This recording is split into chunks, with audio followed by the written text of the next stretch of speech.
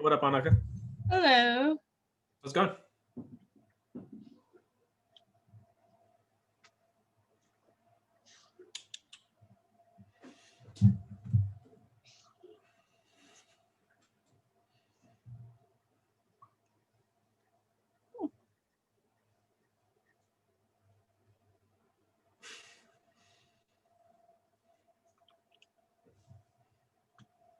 Hello.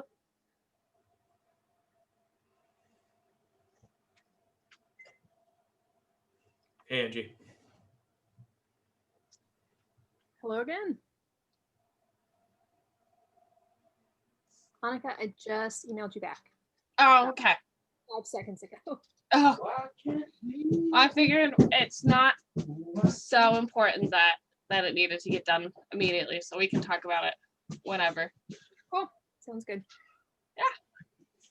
Hey, Steven. Sorry I haven't responded to your email yet.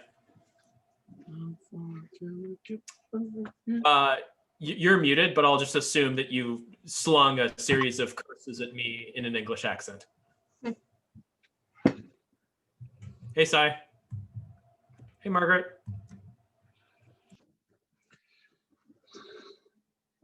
What up, y'all? Congratulations on the re-election. Thank you. Thank you very much. Oh my goodness, Claire. Hello. Hey, yes, I made it. Yay. I'm glad you won. Oh, thank you. I know it's a hard fought race. Cheers. No, Thank you for everyone- coming. I really do appreciate it. Thank you. Thanks. I appreciate hearing that. What's up, everybody? This is what it's for. Nice. Do you know what that is? It is a map. Do you know what's on that map? Oh, is it all the ones that are adjacent to the Whitaker? Not just these are all. And who else is in?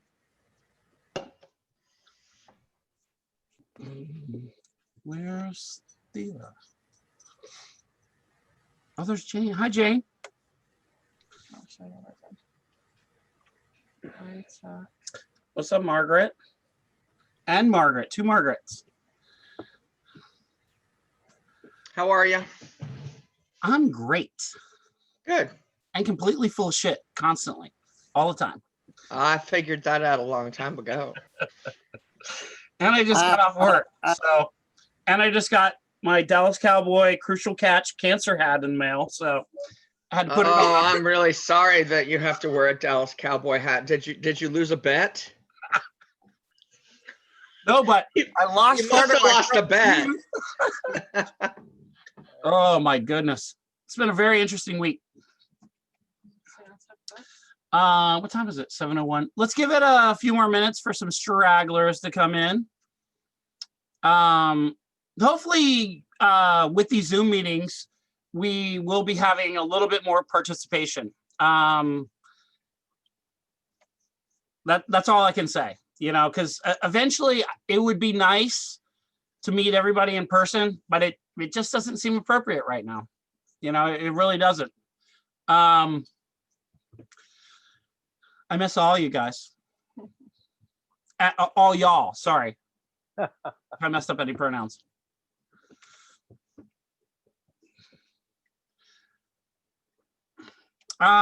We did put a small bit of information online in regards to an agenda. I like to keep things a little loose and fluid. If anyone had anything other than, I talked to Ian, and thank you, Ian, for that.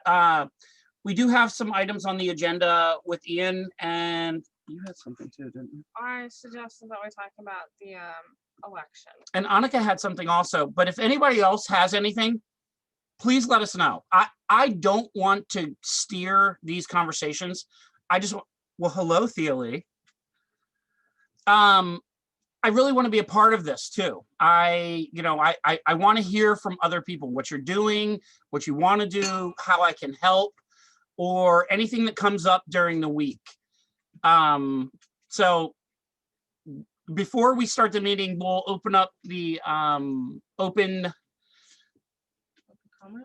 comment And if anybody has anything they want to throw in, Angie, go ahead.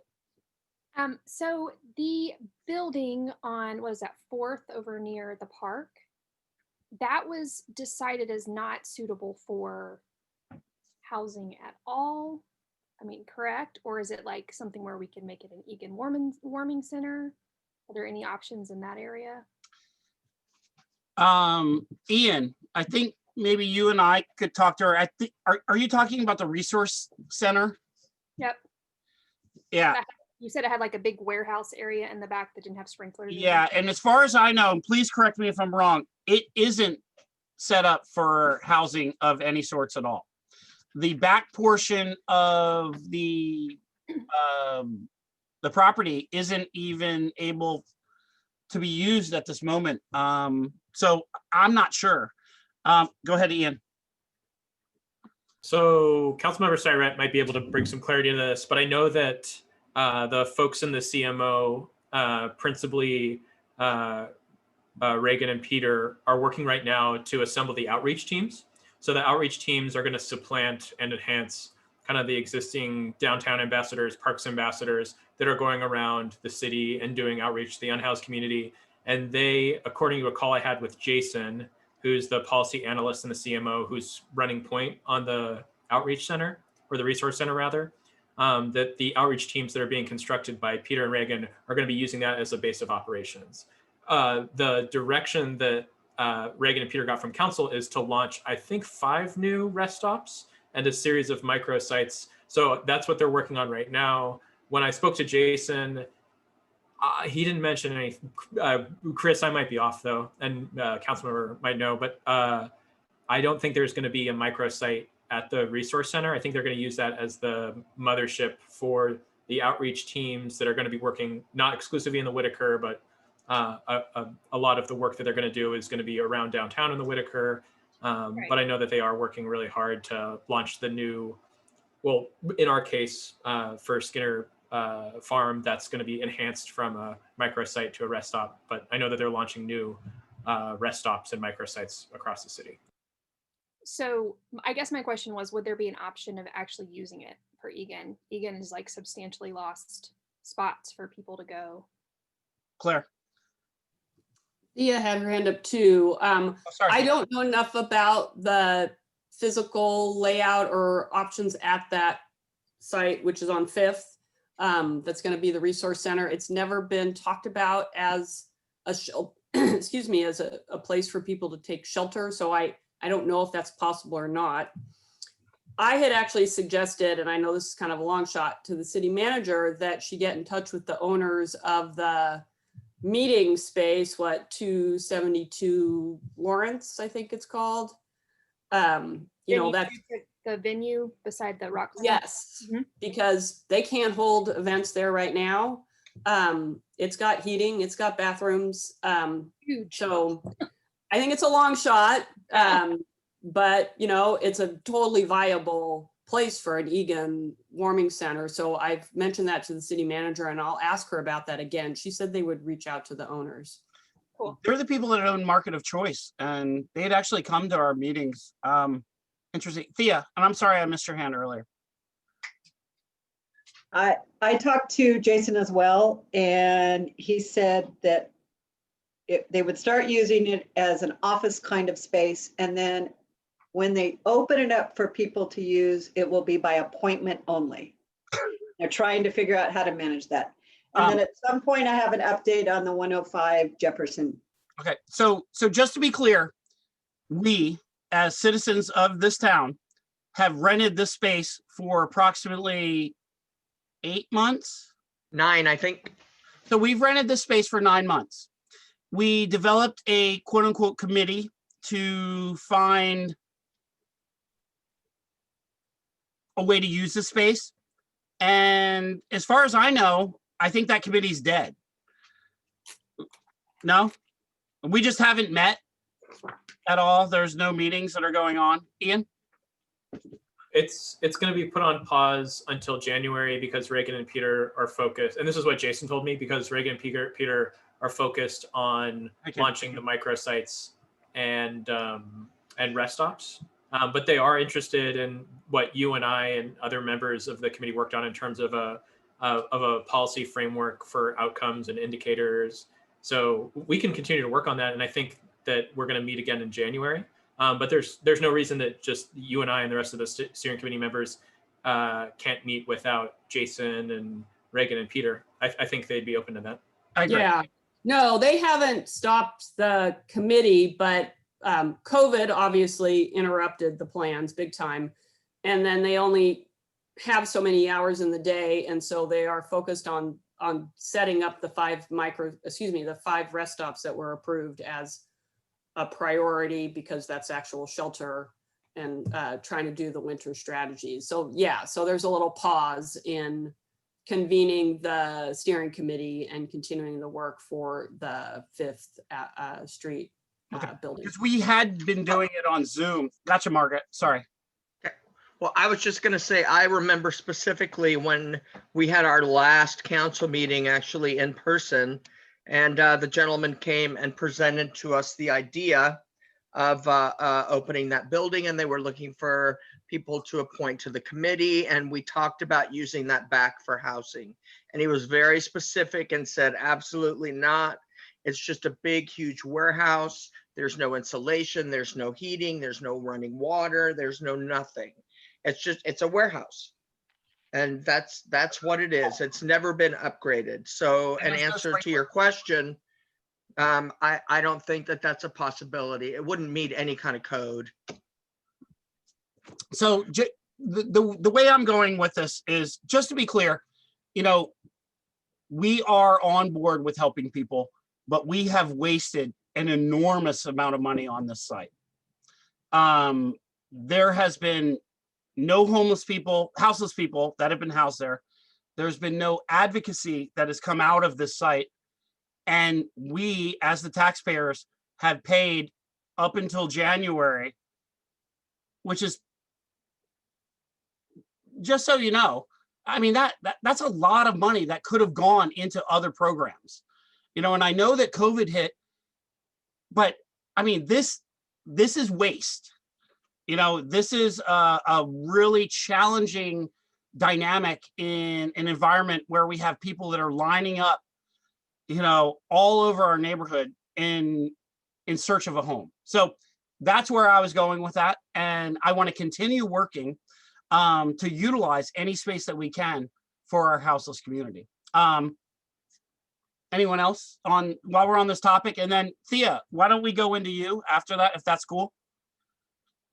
Anyone else on this one topic? Okay, Thea Lee, please. And we're still in the open section right now, before we're in our agenda. So I spoke with Craig Carnegie, if I'm pronouncing his name right, for Parks and Open Space. I've spoken to the Chief of Police and to the District Manager for ODOT about the 105 and the unsanitary conditions there. And Claire, you might be able to help with this. It's at the city lawyer's office right now. And ODOT has it posted as no camping, no trespassing. The city's afraid to move on it, according to the lawyers, because they didn't post it. ODOT won't move on it because the governor has said we're not allowed to move anybody, but we have permission because we lease it and maintain it. So right now they're rewriting the lease agreement. It should come through sometime this week. And I've once again suggested a place for everyone to be able to go. And I once again suggested behind Alton Baker Park, but I guess they're going to put a microsite at Alton Baker. No, they're not. It's a rest stop. Rest stop. Okay, they're going to put a rest stop there. But I suggested farther in the back behind the Cuthbert, a field for people to go, because there's access roads, and I mean, they can figure out some things. So once again, I suggested that, and Craig said, we're starting to get some movement on that possibility. So who knows?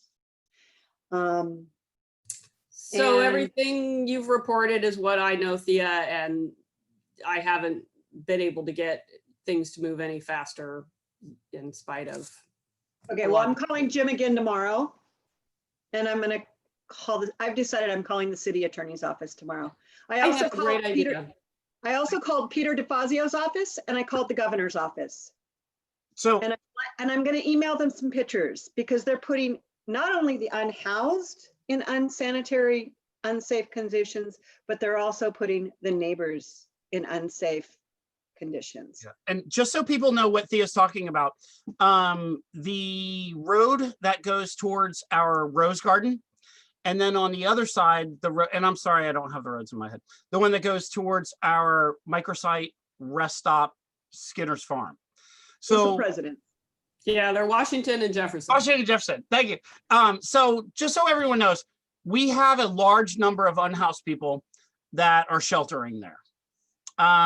There is very little in the way of facilities to be able to service this population at that site. This wasn't a sanctioned site by anyone or any houseless community advocacy group. These were people that were developing their own community within our community. This wasn't exactly a symbiotic relationship that would benefit either community.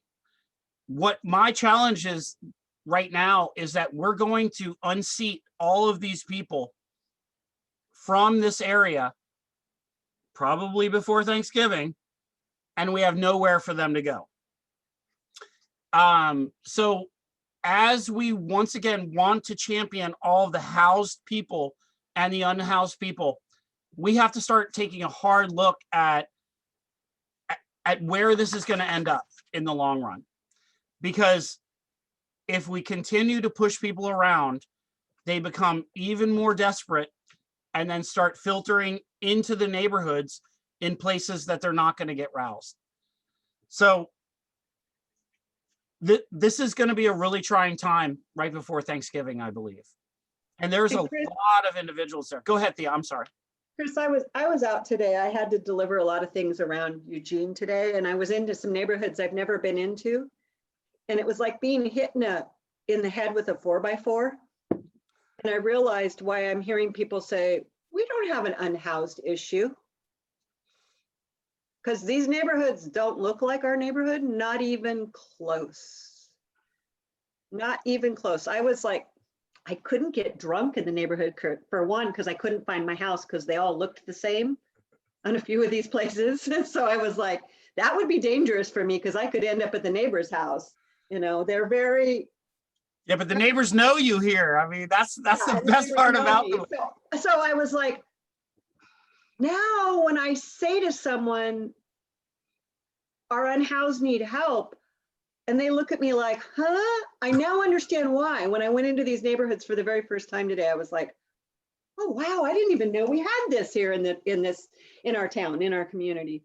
So I am going to push. I am going to figure out how to get a letter with pictures to the governor. I know she already knows, but well, and just something has to happen. And just to reinforce this, I support what Thea is saying 100%.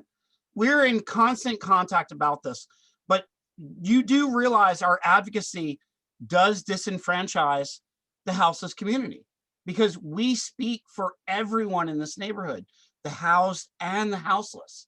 So we can't diminish anyone's voice. Thea and then Angie, Asai. And then the other thing is one of the gentlemen from the microsite met with the chief and myself and one of the business owners.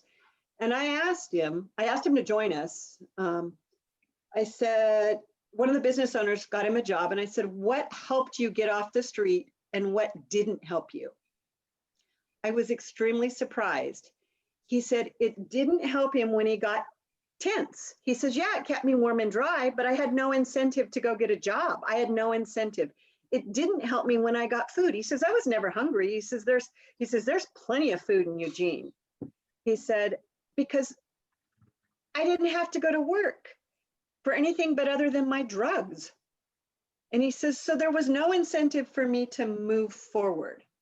And I was totally taken back by that answer. It surprised me. I did not expect that. Angie. So when he had to start working for things, that's when he chose to get clean.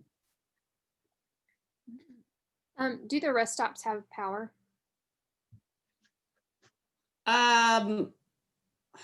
Yes, limited, but yeah, I think they have mostly kind of battery operated kinds of things. And then they have porta potties and hand washing stations. Cool, thank you. So there's a charging station for phones. I'm sorry. Oh, thanks. Yeah. The talk is to actually I- try to get solar into them. And so having self-contained solar units is the discussion that they had last night when they spoke at my neighborhood meeting Oh, for nice. Jefferson West Side. So yeah, got to hear. Awesome. About heaters. So Community Supported Shelters manages most of the sites, and they have a great website that you can check out and see more about what they do and who they help and what their philosophy is. So with that, just so we know, Margaret, go ahead. I'm sorry. I just have a quick question. So we've had lots of discussions about the people camping over there. Are we talking about the same location where they have the girls in the tents? Yeah. Okay, Yeah. that's what I wanted to know. Then I Yeah. know where. Yeah, okay. Yeah. So this is going to be a challenge that is going to continue in our neighborhood. And our advocacy will get some results. But what are the results we're looking at? To displace a population again and again and again and again? Are we looking towards protecting the people that live in our neighborhood from property crime, from sex crimes, from all types of drug crimes? This is a really challenging thing that is in our laps right now. It's not an easy fix. So I just want everyone to know that I am so appreciative to have all of these voices and these wonderful minds together to try to help people in our neighborhood. That being said, should we get into our meeting? Is there anything else in the public comment that anyone has? All right. Well, Ian, if you don't mind, would you mind kicking off with the items that you wanted to put on the agenda tonight? Sure. Oh, Hey, thank you. everyone. I didn't mean to put you on the spot. I was just like, now's a good segue into something good. I'll put a list of what you said and then add in Okay. this in the And thank you, Ian. I comments. appreciate it. Yeah, absolutely. Thanks, Chris. And evening, everyone. There's a few things that I wanted to talk about tonight, but principally, I wanted to discuss our grant with the Oregon Health Authority. We received a little bit more than $80,000 for community-based organization level outreach related to COVID-19. Without getting too deep into the weeds, we are funded to do COVID-19 education, outreach, and engagement. We've chosen through our application to work with 3 vulnerable communities principally: elders, the unhoused, and renters. And then we were given authority by the program director, Dolly, to work with student populations as well, because we wanted to go upstream.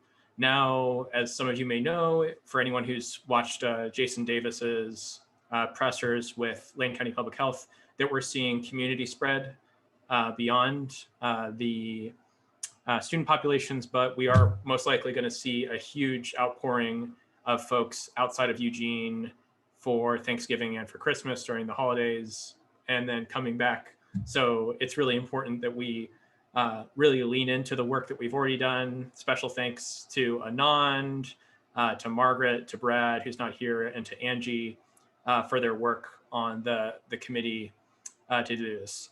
And tonight I wanted to talk a little bit about a few things, just kind of an update on where we're at, some decisions we've made around our next couple of meetings.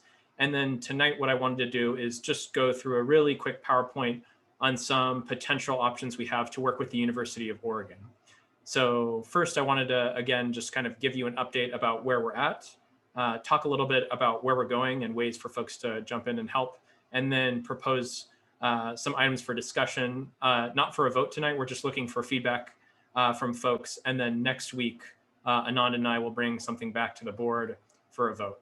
So just to give you a sense of where we're at, we are going to meet Mondays from 1 to 2 p.m. and on Wednesdays from 4:30 to 5 p.m. until December 23rd. Our grant funds last until December 30th, and these 2 times will give enough opportunities for folks from the community, people on the board to engage with the work of the group as we look to spend the rest of our funds between now and the end of December. We've decided, oh, and I'll post all this on the WCC Board of Directors page. And if anyone wants additional information, Cy, Jane, Susan, Margaret M. isn't here anymore. Councilmember Syret, please let me know. Oh, you are there. Hi. And I'll provide this information to you via notes. I can send you a Word document. We wanted to break up the work of the grant into 3 teams. And we've been so kind as to nominate people to be co-leaders of these teams. And the 3 teams are procurement, distribution, and communications. And I'm going to get into what we think will be the roles of the teams. And we'd like to set up the first team meetings this weekend because based on the meetings this weekend, we wanted to start to develop our final communications, start to make our purchases, and then deliver the PPE, deliver the communications, deliver resources to community members starting at the latest the first weekend of December. Just a kind of a preamble to all this is we've received our first tranche of funds, about $34,000 into the WCC accounts. Katie's nodding her head. Katie Gusky, who's our treasurer. And we're slated to receive our next approximately $40,000 in about a week or 2. So I wanted to first start on the procurement team, and we proposed 2 leads, Anand and I. And Anand, please feel free to chip in at any time, just unmute yourself. But we'd like to propose Margaret and Katie lead procurement. And Margaret, would you mind just kind of talking a little bit to the group about your expertise and background a little bit? Well, that I market and distribute police, fire, EMS equipment. I mean, I've done it for 25 years. So we're talking about PPE here basically. And that's what I do. I do it every day. Not only do I sell it, but I have to go out and find it as well. And it's a very competitive place right now. And, you know, of course we want the biggest bang for our buck. So, Sweet. yeah. That's absolutely right. Thanks, Margaret, for leading this. And what we owe Margaret is a list of basically how much she can spend. So Margaret, and please correct me if I'm wrong, once you have the magic number, you're going to go out and start to solicit how many masks, how many hand sanitizer, and you've started to look at packets too of ways that we can get this information. I've already sent out some emails to see, you know, just give me a price on, you know, 1,000, 2,000, 4,000, 5,000. See what the price difference is. One thing I'm going to tell you that we're going to have a problem with is we're going to have a problem with that many in that short time. There will be right now. There's a worldwide shortage on PPE. I know that water bottles, for instance, are on the list as far as getting them. If you haven't noticed, when you go to the grocery store and you go to buy a packet of Lysol wipes that come in like that canister, they're not there anymore. You can't get canisters. Canisters are made the same way water bottles are. So not only are they going to be a little bit of a challenge to find, but also, you know, it's supply and demand. So we'll see what I can find, but you know, I don't think we should pay $10 for a plastic water bottle with the pop up and down cap. But that may very well be what they're asking, just because you can't find it. The raw good materials that they use to make it with are in a shortage. Cool. Hey, Ian, Angie had her hand up real quick. Just Margaret, would it be helpful if we started looking at local vendors for these masks? If we had a list of like, these are people that are making masks locally? Well, here's the issue with that. And I thought about that, but the thing is that we're talking about thousands of masks. I understand. So we're going to get our best buy Absolutely. from somewhere that is mass producing them. That like the bag with the masks and the hand sanitizer if we can get something that's already prepackaged. I mean, I Right. myself am blocked in my house. Or what if we I- support people that are in our What? neighborhood? What if we support people in our neighborhood, maybe? Yeah, but we they're not can't gonna find be the- able to make that many masks. I mean, it's a great idea, but we're talking about 2 weeks' time. And it's just, it's not a doable thing. I'm It's sorry. not realistic for as many as we want. Okay. Ian? Right here. Andrew? So I just wanted to answer a question from Councilmember Syret. It's in the chat. It seems the money needs to be spent by the end of the year, but you would still have time to distribute the goods after that. Is that correct? Essentially, yes. There's some caveats to, spending money up to a certain time and continuing afterwards. For instance, we couldn't have a year-long social media ad buy, but we could purchase durable goods and then have a distribution plan thereafter. And there's a fiscal meeting on Fridays that I go to with OHA in which they basically have a dynamic Q&A session. So any questions from today that people have that Anand and I can't answer, we'll be able to follow up afterwards. And thanks so much for the comments too. Feel free to chime in at any time. Councilmember Syret and then Margaret. Yeah, thanks. So just to follow up what Margaret's saying, it seems to me she potentially could find a vendor and place the order and pay for the order, but there might be lag time before the order comes in, but you still would be within the confines of your grant. That's correct. Margaret? So it's like, and I just want to respond to Chris just for another second. For instance, and you can't see this, but here's a bag. It has a hand sanitizer in it and 3 cotton masks. I already found these online today for $3.50, packaged like this, ready to go. Somebody in the neighborhood for 1 cotton mask is going to charge $2. They don't have the, and it takes so long. My neighbor used to make masks. Does anyone here make masks? I do, Margaret, and it takes a long time. I mean, I can produce them, but I can't buy the fabric for that. Right. And this is, it just, I myself am But- more concerned about protecting people from COVID and protecting myself. And right now we're about to see the height of it. If Yeah, you I listen to use- what they say. 3 layers in my masks that I make, and it has this pocket for a filter. So the elastic is what's really expensive. I have the fabric, but it takes a lot of time, and I can crank out 25 in a day, but you're looking at a lot of masks. Yeah. And we're just talking about a basic, I read the CDC. They recommend a cotton blend, just a basic cotton blend that goes around that you can wash. And this, like I said, I already found this. If you only buy a dozen, they're less than $4 a piece with the hand sanitizer in it. And there's 3 masks in here. That's a really good deal. And it is. And for me, it's about protecting everyone's health. So, I mean, I'm all for supporting local business. I try to do it every day, but realistically, we wouldn't get the product if we were needing 5,000 masks for, 6 months. If we did it all locally. Annika, Chris, did you have a comment as a follow-up? No, I think we were just kind of discussing what you guys were saying, but yeah. We are just discussing the fact that, if there's a way that we could support people in the neighborhood, That would be preferable, but it would doesn't- always be preferable because this money is given to this neighborhood. But it doesn't sound like that's realistic for this project And I'm, with the quantities that we need.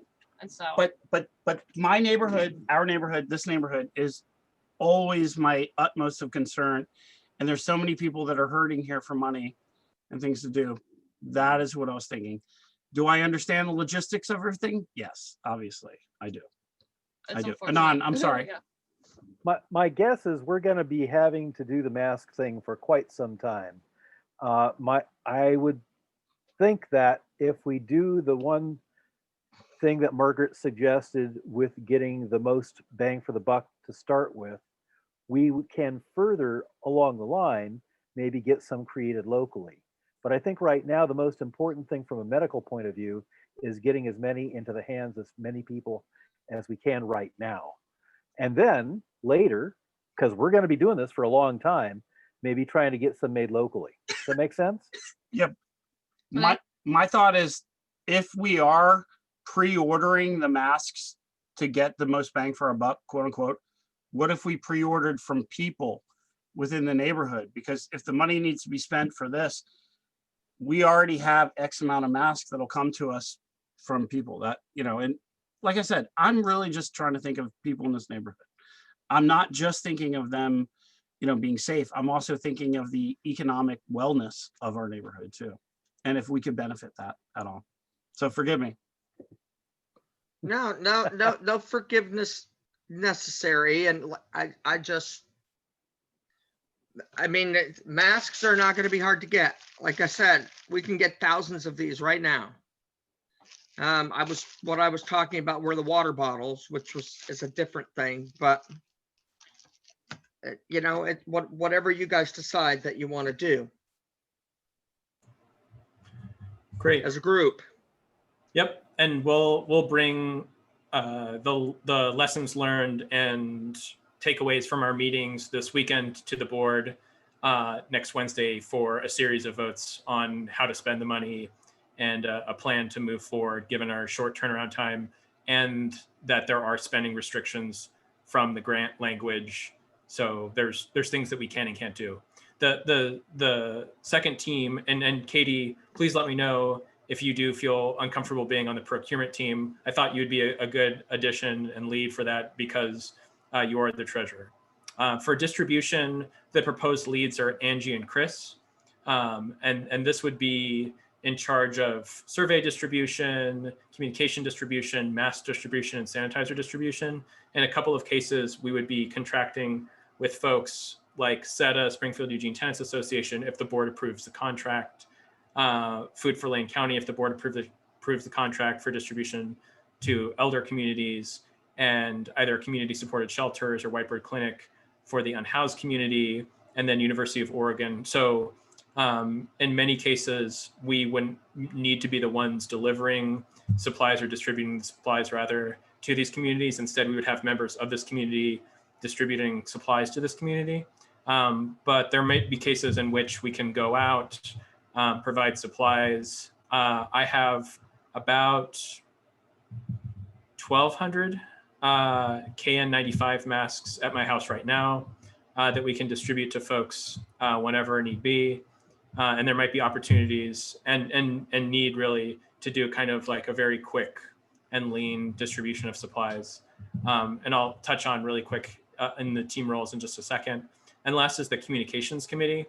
And the leads for that would be Brad and Anand embedded in infectious disease at Lane County Public Health has, I think, the closest proximity to the right language to use. And then Brad, with his background in biochemistry, with that deep understanding of the science, I think will make a really good pair for that.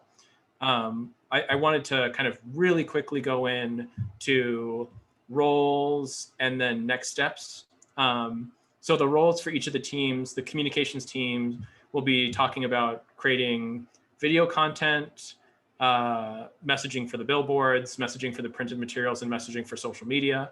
The procurement team is going to have masks, hand sani, water bottles with printed information on them, and creation of the quarantine boxes. And this was an idea that Annika brought up at a previous meeting.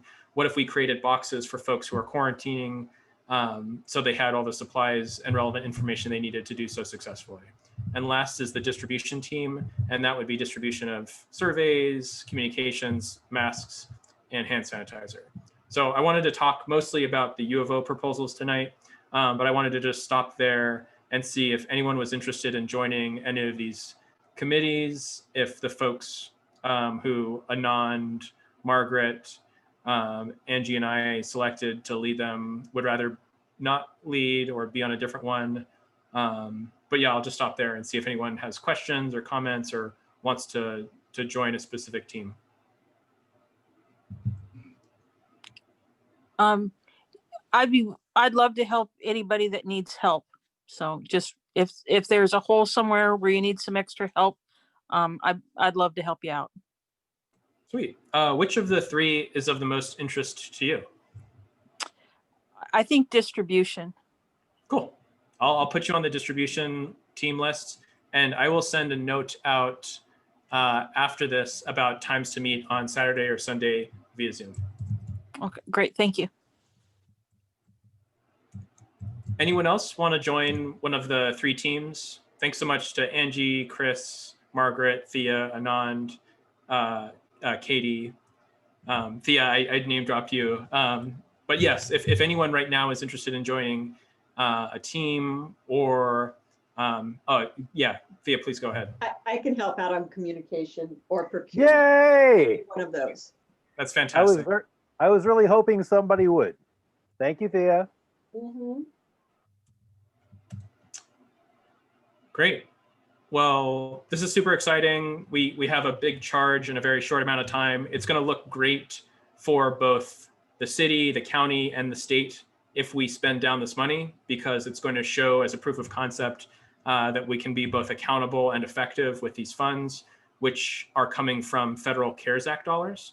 And although it looks like the Senate might be a toss-up or lean more towards Republican, I think we, with a high degree of confidence, can look towards some sort of stimulus recovery bill in 2021 for the next legislature. So it might be that we'll have yet another version of the CARES Act. And if that's the case, perhaps OHA will create another grant funding mechanism for us to apply for.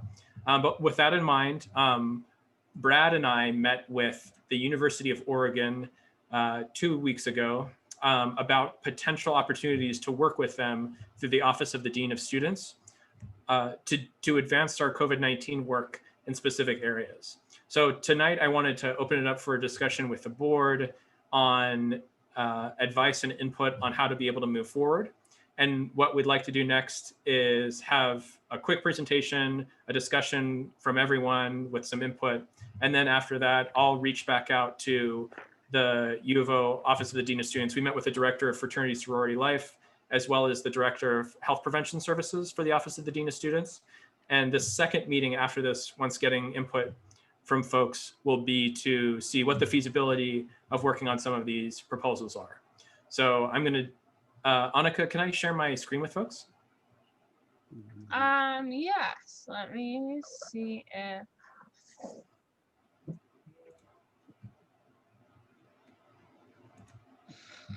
All right, you should be able to. No. No more.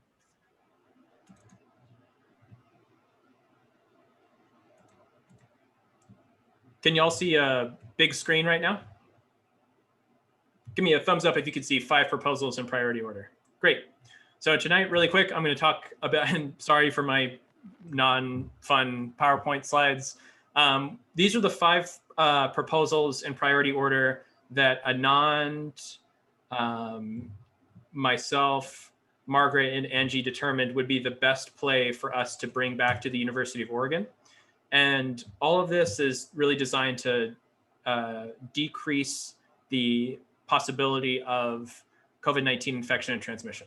So these 5 priorities, and again, these are just for discussion and input from folks, but in the order of what we think would be most effective are first, increase off-campus behaviors that reduce COVID-19 infection and transmission / incentivize testing for University of Oregon students. Second is funding for distribution of quarantine kits. That was the idea that Annika suggested at a previous meeting. Third is increase peer-to-peer messaging. At the University of Oregon, they're developing a set of tools to give to folks, which I'll explain a little bit later. Fourth is increase University of Oregon approved messaging to student populations. And fifth is completion of surveys. So I'm going to quickly run through them. If anyone has questions, just feel free to jump in and we'll slow down or pivot. So increasing off-campus behaviors that reduce COVID-19 infection and transmission and incentivizing testing for students. So the University of Oregon has a program called MAP, M-A-P, in which they're testing University of Oregon faculty, staff, and students. So now they've started to open it up to the community, select members of the community, but there's not a deep utilization of the testing by students, and the university is trying to figure out why that is. But we think that there may be an opportunity to incentivize students to do certain off-campus behaviors that we know reduce the spread and infection of COVID-19 while creating rewards and incentives for them to get tested on campus. So some of the pro-social behaviors that we could incentivize are mask wearing, social distancing, washing of hands, using of hand sanitizer. But we really think the principal one we should focus on is testing. Having students use the MAP program testing. And I've gotten tested to the MAP program just recently on Friday. I took the test and today I got my results and they came back negative. So we think that there's two ways that we could go about this. One is creating these vouchers for pro-social behaviors, and this would be gift cards at Whitaker businesses. So we would use some of the grant funds to purchase gift cards from Whitaker businesses, Rooted Space, Equino, Glass House, Tacovore, REI, Old Nick's, Slice. And if University of Oregon students signed up for a COVID-19 test through the MAPS program, they would receive a gift card from us. And the way that we would prove that is we would give a certain number of gift cards to the University of Oregon. Students would reach out to the Office of the Dean of Students. They get an email once they sign up for the MAP program. I received one myself. And that would be the kind of juncture, the control mechanism for the Office of the Dean of Students to provide these incentive to folks. But we also think that students could be able to get some further discounts at local businesses for receiving negative results. I got an email today showcasing that I tested negative. So perhaps we could work with Tacovore, for instance, in which we would provision them with a certain amount of funds as a reimbursement for folks who get a negative COVID test. They come up and get a discount. Maybe it's, I don't know, COVID Thursdays, right? COVID-free Thursdays. And so they would come up and say, hey, I got a negative on my test. I get 20% off margaritas and tacos, right? And they say, yep. And then they would send us maybe at the end of every week, hey, here's our number of discount that we gave. And then we would reimburse them for the discounts they're giving to folks as another way to incentivize the appropriate off-campus behaviors that reduce COVID-19 infection and transmission. So that's idea one. Again, if anyone has any stuff they want to chip in, feel free to just jump on in. Idea two, and this is our second highest priority, is funding for the distribution of quarantine kits. So we would put together these quarantine kits for students who need to isolate on and off campus. We would give the kits to the Office of the Dean of Students, and then they would in turn distribute them accordingly. Our third idea is to increase peer-to-peer messaging. Anand knows a lot more about this than I, and actually I'm going to pass it on to you, Anand, so you can explain this a little bit more.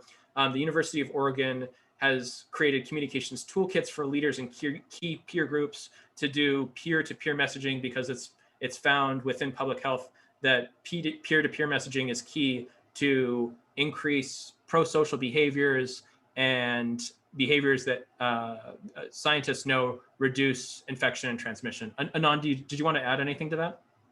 Yeah, it's been around for quite some time. All the research indicates that peer-to-peer messaging is the one that's the most effective. I don't know about the kits that you mentioned, Ian, but I do want to find out about those. It's something which has been proven to be very effective. I don't really have a lot to add right now, but that's what all the research says. Great, thanks, Anand. Number four. So again, number four is our fourth highest. So we're starting to get into the lower tier of things that we think are important, but if we had to choose just one or three, they wouldn't be at the top. Our fourth is to increase University of Oregon approved messaging to student populations. Those would be through things like Google AdWords campaigns or social media platforms. And last but not least is completion of surveys. So the data from surveys would be used to improve future messaging, and we could incentivize them with a Dutch Brothers gift certificate or something similar. So I'm just going to go back to the first slide really quick. Our five proposals in priority order are increase off-campus behaviors that we know reduce COVID-19 infection and transmission, things like incentivizing testing. The second highest is funding for the distribution of quarantine kits. Third is increased peer-to-peer messaging. Fourth is increased University of Oregon approved messaging to students through things like social media and Google AdWords campaigns. And the last is completion of surveys. So I'm going to stop sharing the screen, but I can bring it back up again. Would love to get people's input. I see Thea's hand up, but if anyone else wants to jump in the queue, you can let me know through just by raising your hand or just shooting me a note in the Zoom chat. Thea? So it used to be that U of O student athletes had to do community service. And so you could probably get some of the athletes to do messaging for you as part of their community service, the scholarship ones.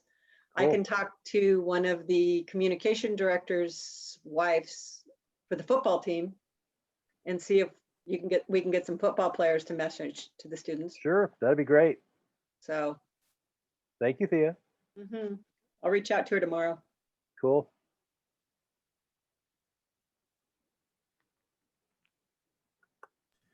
Anyone else? We're really interested in hearing not just your feedback, but also if you think that the order should be changed, if one proposal should be advanced over another one.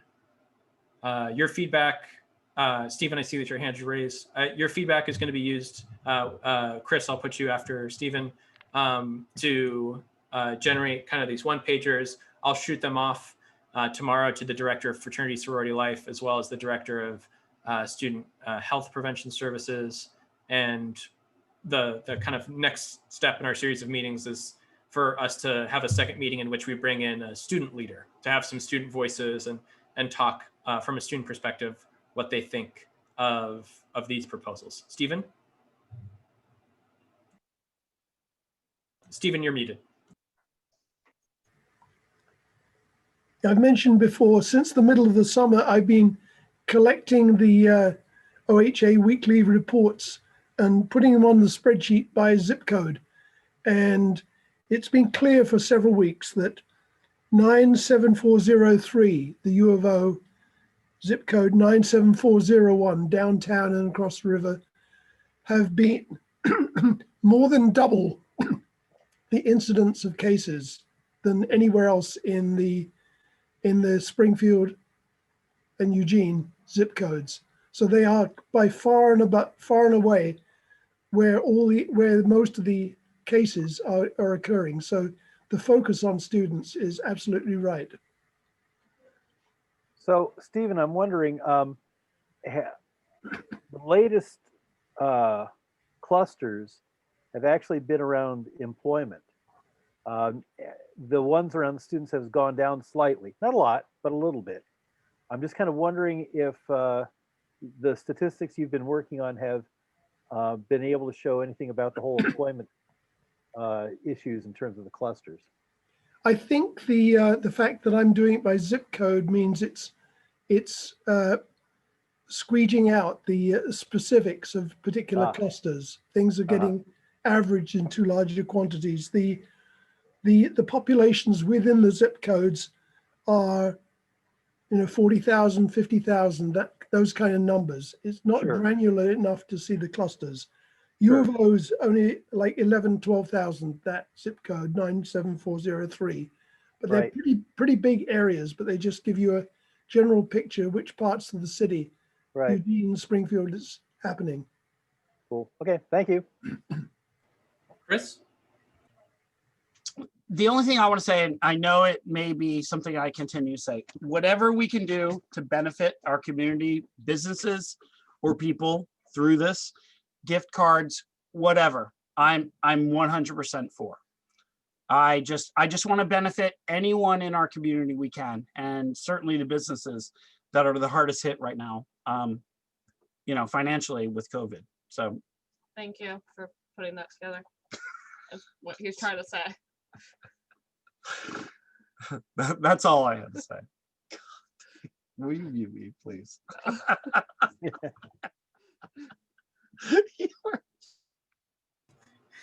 For the record, normally Chris and Annika jockey for position in front of the webcam. So it's rather disappointing that it's 7:53 and they've yet to do so. I personally blame myself.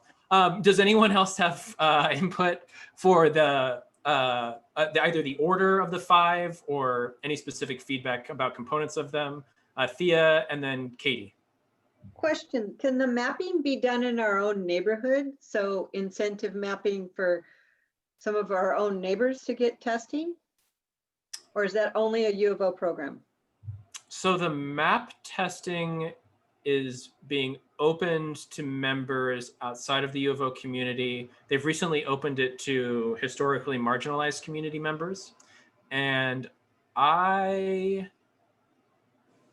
work at the University of Oregon. I'm on the University of Oregon's COVID-19 task force for reopening, which is a group across campus, mostly faculty members, as well as folks in the administration. The charge of the task force is primarily on reopening and what the budget impact is going to be.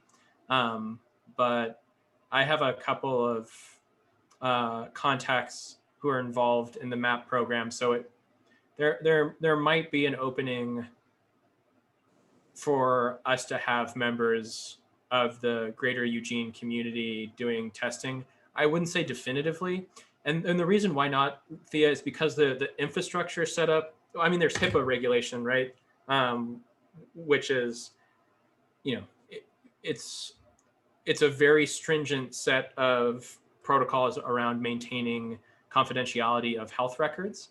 And so the HIPAA compliance that's set up at University of Oregon is directly tied to students' 9-5 numbers, which is, you know, part and parcel of the infrastructure there. So it gets kind of messy.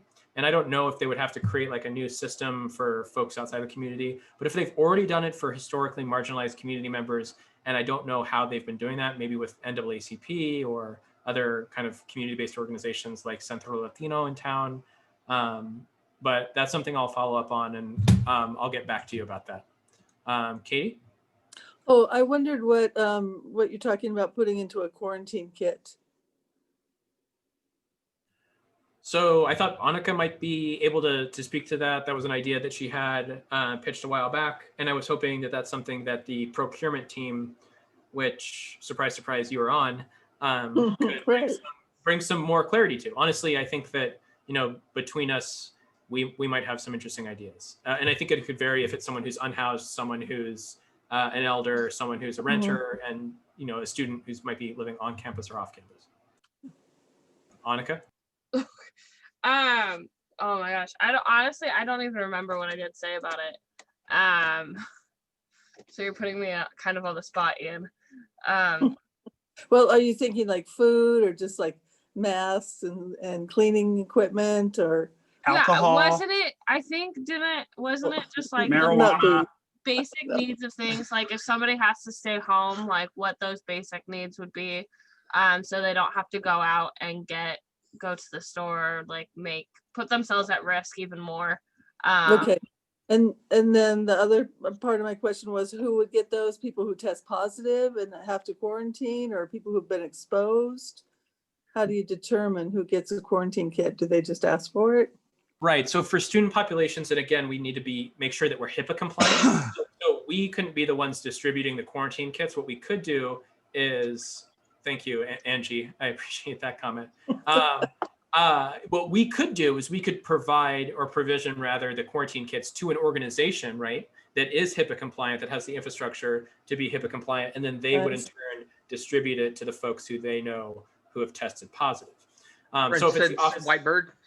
Right, for instance, Whiteberg, the Office of the Dean of Students at the University of Oregon, Springfield Eugene Tenants Association, and all these contracts will be brought to the board for discussion, deliberation, and a vote next week.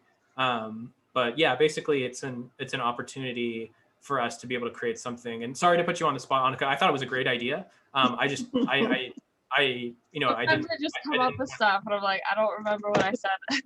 Like chicken noodle soup and crackers, right? Yeah. Okay. What are you doing? Taking me out of the picture.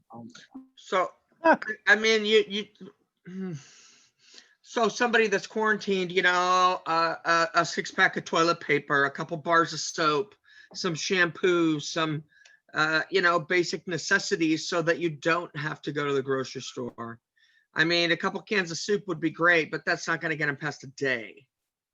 I would think that food would be something that would be a different, I don't know that I would put food in the box, but there are basic necessities that you need in your house that you have to go to the grocery store for. So Yeah, I'm hoping that we can continue to talk about that more and more, particularly because we don't know what students need, both on campus and off campus to quarantine. That's what I'm excited about having. The student's name is Yuri, who's the leader that was tapped by the Office of the Dean of Students, or one of the leaders who may have some input on if this is a good idea, and if it's a good idea, what we should or shouldn't include in it. Did anyone else want to chat about any of the items we discussed tonight, either the proposals themselves or the order that they're in? We unmuted. Great. Well, thanks so much, everyone, for weighing in on this. What I'll do is I'll send the email off to U of O and see what their feedback is. And then if there is any input from the folks at the University of Oregon, I will bring back for a vote by the board, or rather a discussion and a potential vote by the board on how much we should fund a certain proposal to move forward with it. Yeah. Thank you, Ian. And thank you everyone that is participating in this. Yeah, I guess this is going to be the first of many, hopefully. Okay, so moving right along.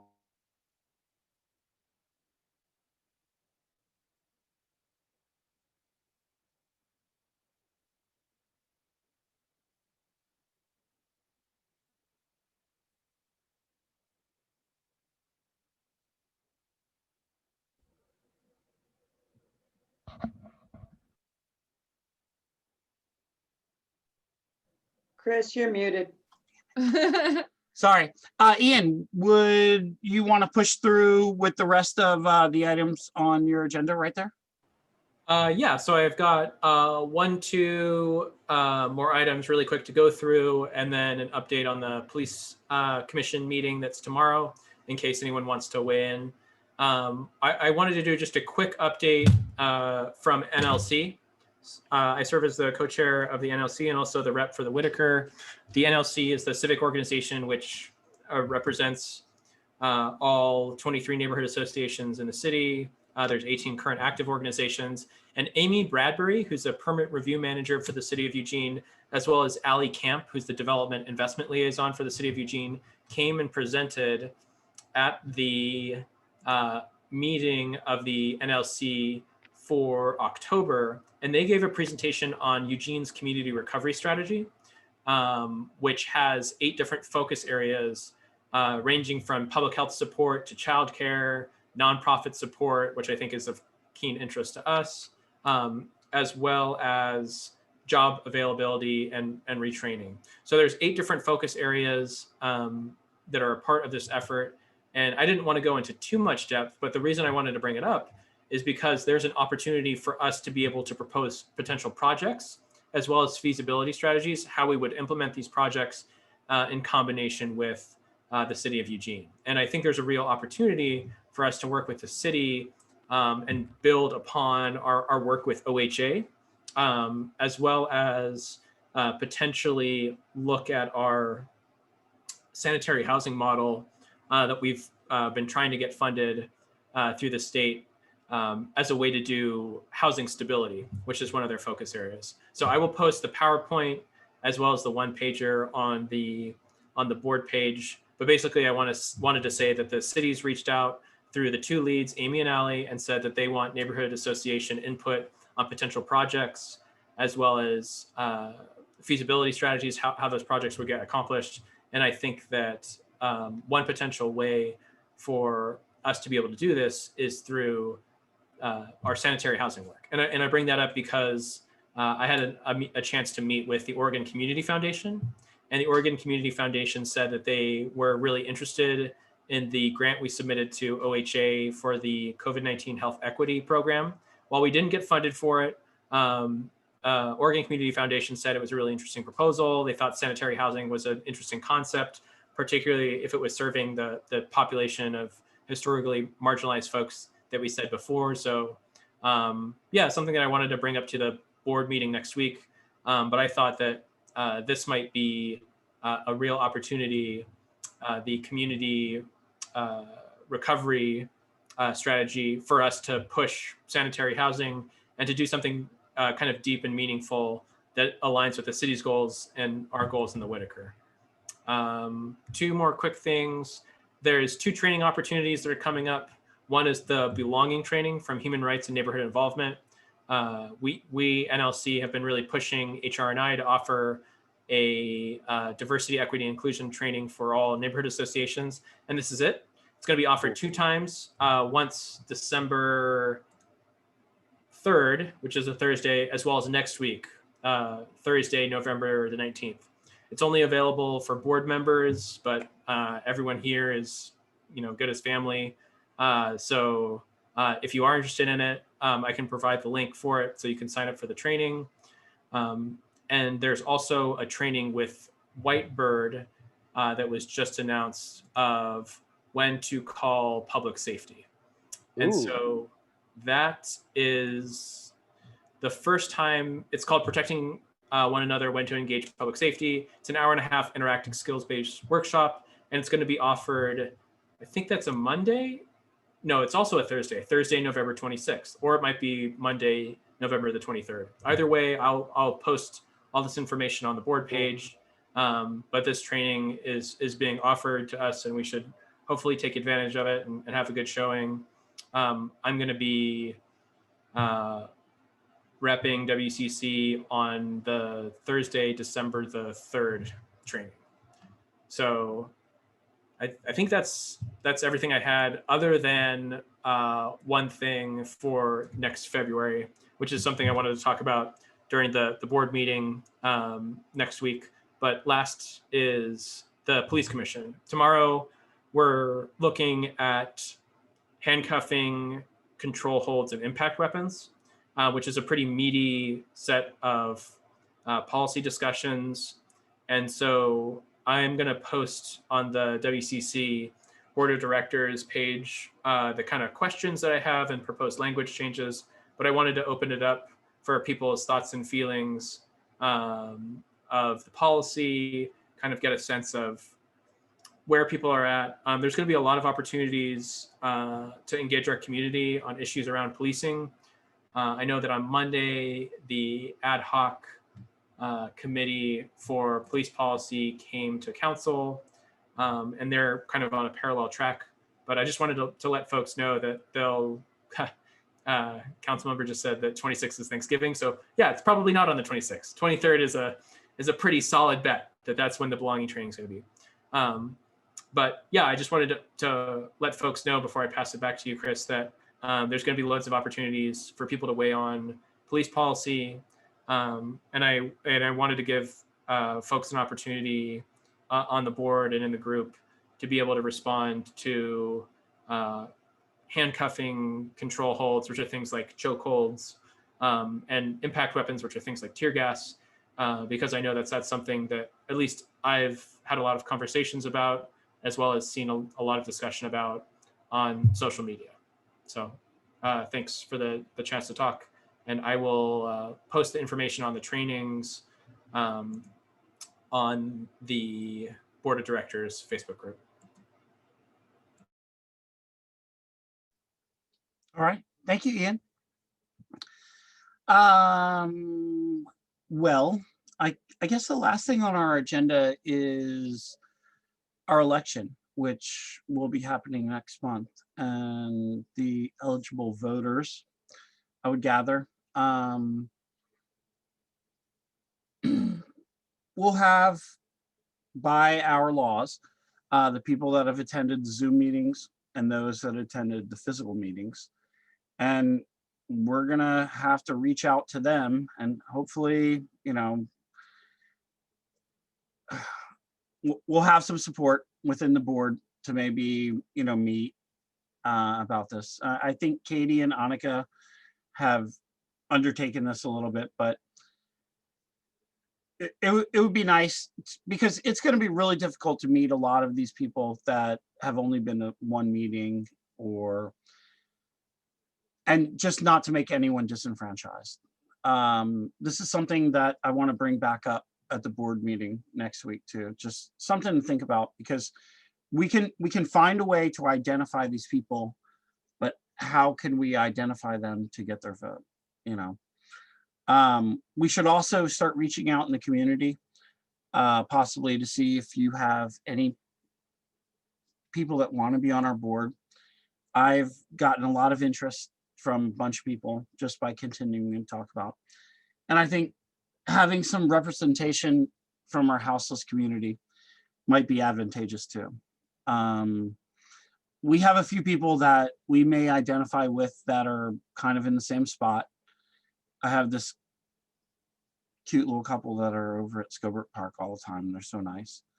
And I just think that, you know, now is a prime opportunity to maybe lend a voice to somebody that doesn't have one, because if we're the ones that are speaking for this community, we need to start listening to some people that live here too. And some of our houseless community are part of our community. Thea normally would go like this because I'm talking a lot. I should probably be quiet. But let's talk more next week about how we're going to handle this, our election, just so nobody feels disenfranchised. And also, not that we can pack the board, but that we could find some people that are gonna they're gonna put in some time, because we meet X amount of times a week and we spend a lot of time working for this neighborhood.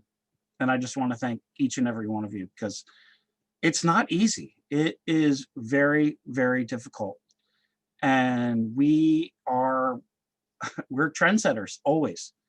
And the models that we're going to come up with for our houseless community, hopefully will be used in other places because of the people that we are and the compassion that we have. So I want to thank you. And that being said, let's get some other folks on here. You know, I mean, seriously, let's get some young people.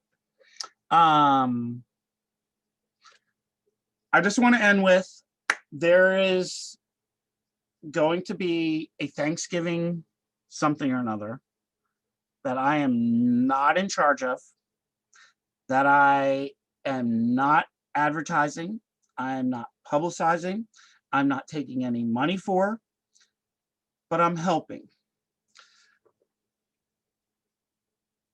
It's gonna feed a bunch of people. I am having some real concerns with what it could potentially do in our neighborhood, such as, is it going to bring more of a vector of COVID here? Is it going to serve the people that already are here? So I'm just letting you know, I'm sitting in on some of these conversations and hosting them. And there's one that's going to be Friday at Growers Union, or Growers Market, sorry.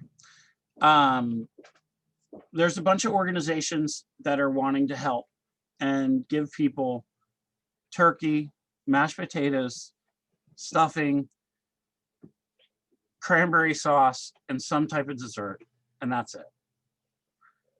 You know, maybe some socks and things like that. I'm having a real tough time saying that this is a bad idea. So if anyone wants to talk outside of the community council, because this is an entire neighbors,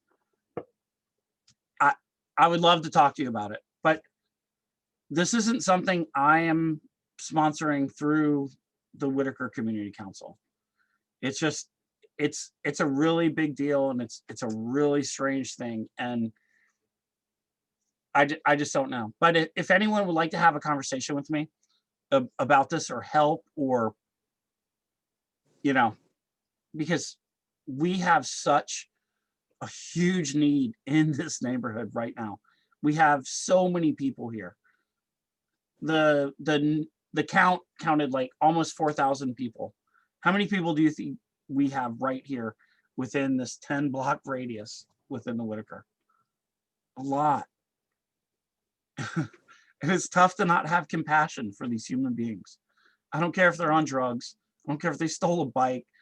I mean, they're just regular people who may be fucked up, but what do we do? I don't know. So, that being said, this isn't something I wanted to bring up as a council, but I'm more than welcome to talk about it. And there's no money that's going from us. We're not sponsoring anything. And I'm not hosting anything. And I'm not in charge of anything. And I'm not going to be talking in front of the news or promoting it at all. I'm really not. I don't want to do that, but I can't deny the fact that there's a need. That's the only thing I'm going to say. But if anyone else has anything else to say tonight about anything at all, I would really like to hear from you. All right. Well, thank you once again. And Ian and all the team that are getting all that loot, thank you for what you're doing. Let's benefit our community and let's let's help people with this COVID awareness. I mean, it's so crazy. Our phones won't contact trace. We can't do it if we want to. It's not available. That's really, really bizarre for me. But Did you guys talk about the elections? yes, Okay. while you're gone. Okay, but thank you again, everyone. And like I said, please, please contact me about that Thanksgiving thing. I would gladly talk to you about it and give you my opinion about everything, but not right now. Hey, so are you signing off? Sorry, I had an important phone call. So I missed all that. Well, I just want you to know, so I will not be here next week. Come on. I'm leaving. I have to go out of town. I guess I don't that's have a lot of acceptable. choice. All right. What? I said, I guess that's acceptable. Well, it's extenuating circumstances. All right. Well, I love you. And I'm so thankful that you're here tonight. Yeah. All right. All right. So Yeah. you're doing the election next week, right? No, next month. December. Oh, But we'll okay. talk about it next week when you're not here. Okay, good. Well, that's a board meeting is next week, right? Yeah. That's the board meeting.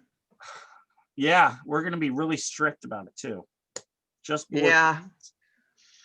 All right. Yeah. Well, thanks, Okay. y'all. I really appreciate your time and everything that you do outside of here. Claire, please come back anytime. That was awesome. Thank you. All right. Bye, y'all. Night, guys. Bye.